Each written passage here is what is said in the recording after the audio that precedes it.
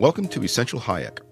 I'm Don Boudreau, professor of economics at George Mason University, senior fellow at the Fraser Institute, and blogger at Cafe Hayek. This video is part of the Fraser Institute's initiative to present the key ideas of F.A. Hayek in an easily accessible format. In this video, we explore Hayek's work on economic booms and busts, work for which he was awarded a Nobel Prize in Economics in 1974. One of Hayek's key observations was that when governments interfere in the economy, it results in people acting in ways that are not sustainable, which ultimately leads to booms and then, inevitably, busts. Let's simplify this idea with an example. This is Brian.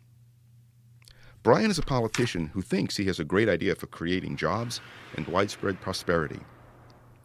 With the best of intentions, Brian convinces his government to support companies so that they can develop and build factories to sell chocolate-covered pickles. But Brian's plan is flawed. He assumes there will be great demand for chocolate-covered pickles. But if there truly were great demand for chocolate-covered pickles, the pickle industry would naturally respond and build factories to cover pickles with chocolate, all without the government's assistance. So what happens when there is no real demand by customers for chocolate-covered pickles? The resources provided by the government, whether in the form of direct support like subsidies or indirect support like loan guarantees, distorts the economy by encouraging people to make bad decisions. In this case, to use resources to make chocolate-covered pickles. As the lack of demand for these pickles becomes apparent, businesses must adjust by retooling or even scuttling factories, adjusting their production lines, changing their distribution networks, etc. All of these things mean idle resources in the short term as businesses adjust to the reality of the market.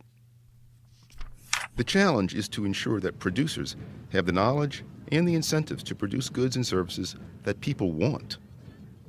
Government interference, such as through subsidies or, especially importantly, by manipulating the money supply, obscures that knowledge by distorting prices.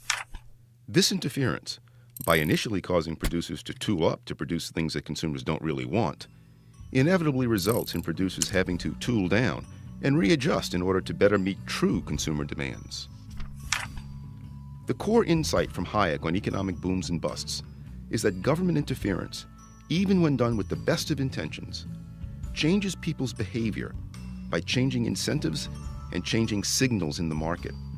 These changes result in investments that are not sustainable and which ultimately lead to recessions or busts.